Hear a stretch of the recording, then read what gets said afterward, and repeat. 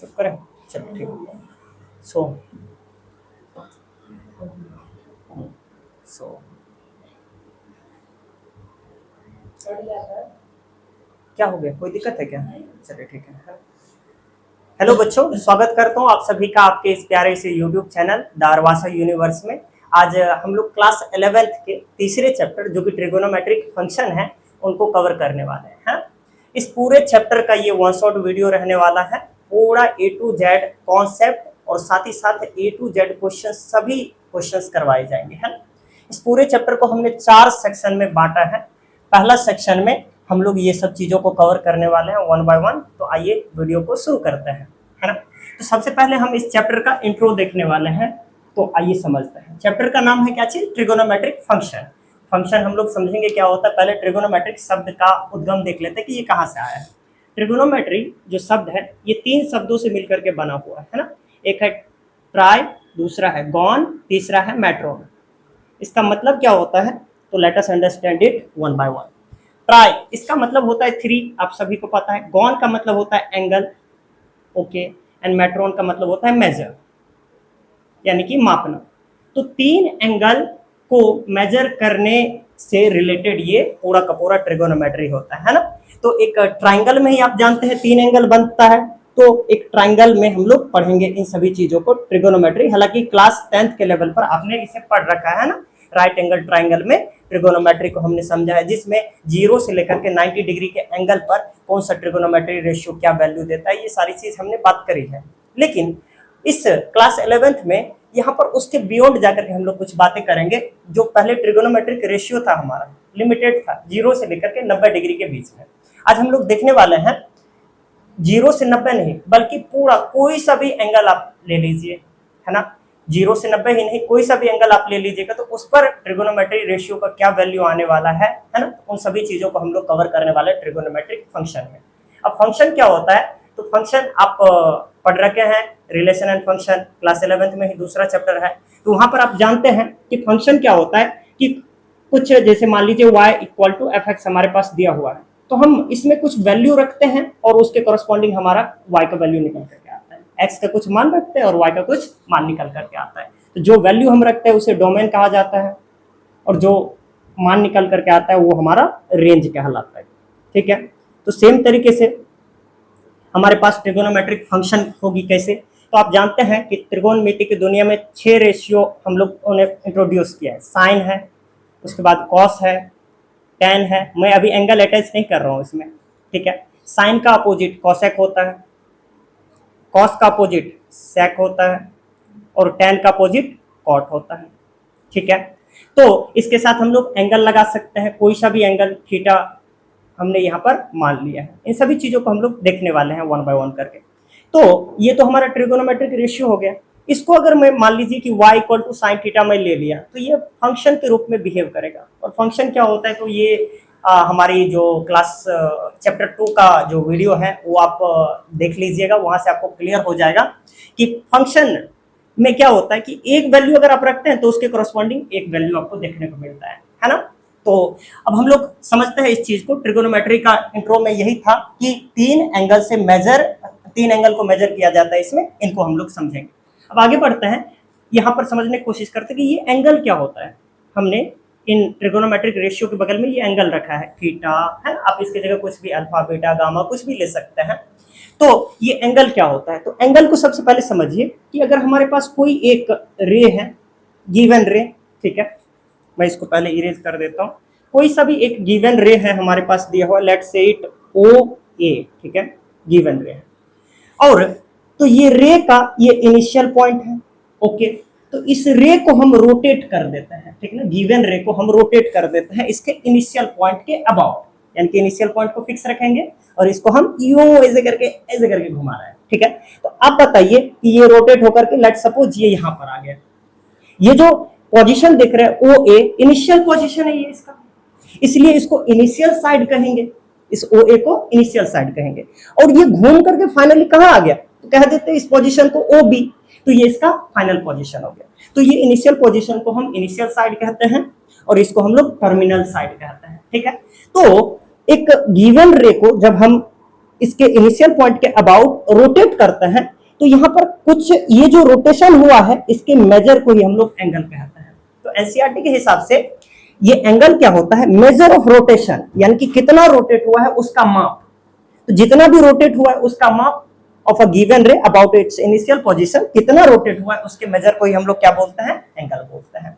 तो यहाँ पर ये जो AOB है ये एंगल कहलाएगा, ये इसका इनिशियल साइड कहलाएगा, OB इसका टर्मिनल साइड कहलाएगा, और जिस पॉइंट के अबाउट ये रोटेट हुआ है इसे हम लोग बोलते हैं वर्टेक्स। क्या बोलते हैं, वर्टेक्स बोलते हैं।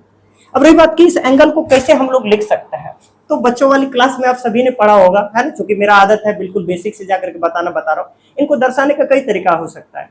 तो इसे हम AOB इस तरीके से भी लिखा जा सकता है इसे, या फिर इसे BOA, थोड़ा सा अंतर हो जाता है लिखने में, लेकिन इसे BOA करके भी हम लोगों ने बच्चे वाले क्लास में लिखा है, लेकिन यहाँ पर इन दोनों में थोड़ा सा अंतर आएगा, है ना, पॉजिटिव और निगेटिव का, तो उनको भी हम लोग समझेंगे। अब हम लोग देखते हैं ये जो AOB है, क्या इसे और किसी तरीके से लिखा जा सकता है? हाँ, सिंपली हम इसे एंगल O भी कह सकते हैं अभी यहाँ पर, तो एंगल O भी कहा जा सकता है। इसके अतिरिक्त हम इसका कुछ भी नाम दे सकते हैं अपने मर्जी से, हाँ, अपने मर्जी से।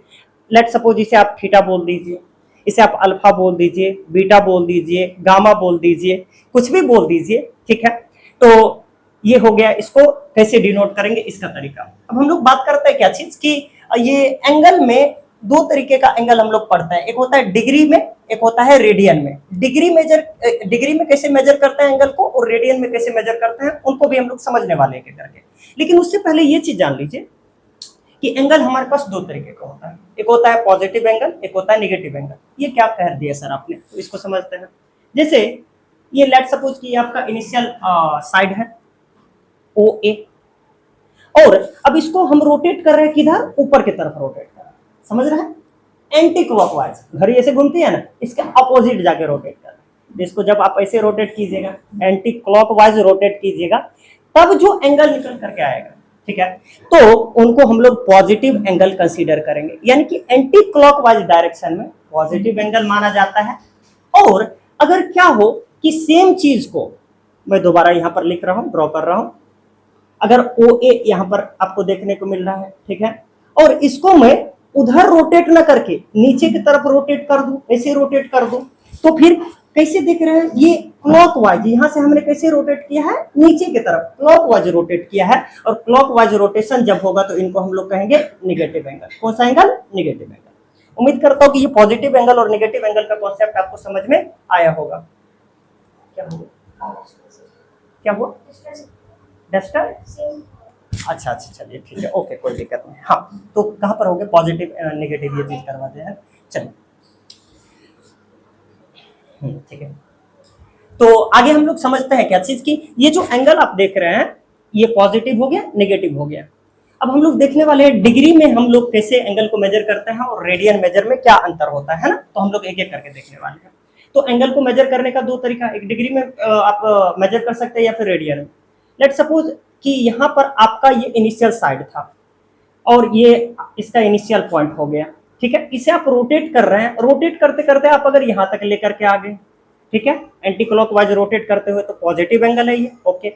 क्या हो कि इसको रोटेट करते करते आप यहाँ तक लेकर के आ जाए, ये इसका पोजीशन बन जाए, है ना, तो यहाँ तक हमने रोटेट कर दिया, और थोड़ा इसका गर्दन को दबाइए और इधर की तरफ रोटेट कर दीजिए, इधर भी आ सकता है। ऐसा भी तो हो सकता है कि ये पूरा रोटेट करके आप इसको फाइनल पोजीशन यहाँ जहां से शुरू हुआ तो वहीं पर खत्म कर दीजिए, ठीक है। तो ये चीज जो देख रहे हैं आप यहाँ पर, तो ये इसका इनिशियल पोजीशन हो गया, ये फाइनल पोजीशन हो जाएगा इस वाले एंगल के लिए, इस वाले एंगल के लिए फाइनल पोजीशन ये हो जाएगा, ये वाले अगर पूरा यहाँ से चल करके अगर यहाँ तक आगे है तो फाइनल पोजीशन ये हो जाएगा। तो अब हम लोग एक एक करके यहाँ पर जितना भी एंगल बन रहा है ये सभी पॉजिटिव एंगल है, ठीक है। तो अब हम लोग देखने वाले हैं कि ये वाले को क्या बोलेंगे, इनको बोलेंगे 90 डिग्री का एंगल। ये तो बच्चे वाली चीज है, इनको क्या बोला जाएगा अगर पूरा घूम करके अपोजिट डायरेक्शन में आ जाए तो 180 डिग्री वाला स्ट्रेट एंगल बोला जाता है। और ये रोटेट होकर के अगर इस बीच में कहीं पर भी आ जाए, है ना, तो वो तो रिफ्लेक्स एंगल कहलाता है, बच्चे वाला क्लास में पढ़े हैं। लेकिन ये वाले को हम लोग 0 डिग्री बोलेंगे, अगर कोई रोटेशन हुआ ही नहीं है तो कितना डिग्री, 0 डिग्री। अगर घूम करके यहाँ पर आ जाए, एल का कोना बना है यहाँ पर, तो ये 90 डिग्री कहलाएगा। अगर घूम करके पूरा का पूरा यहाँ पर आ जाए तो 180 डिग्री कहलाएगा।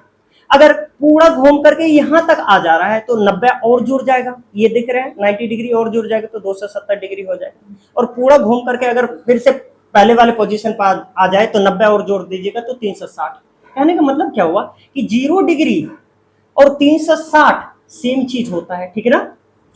यहां पर 0 डिग्री जो वैल्यू देगा 360 डिग्री अगर हम रोटेट कर जाए फिर से हम वही पोजीशन पर आ जाते हैं।